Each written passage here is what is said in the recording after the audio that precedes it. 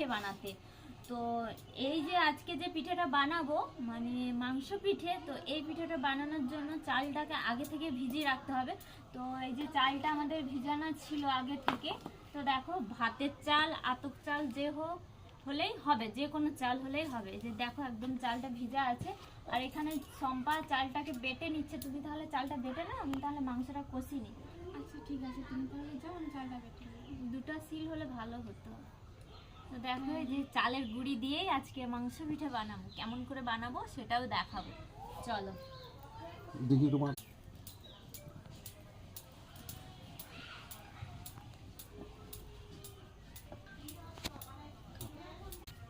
যান আপনি যান, আপনার আর কি কাজ, মাংসটা নিয়ে আসুন।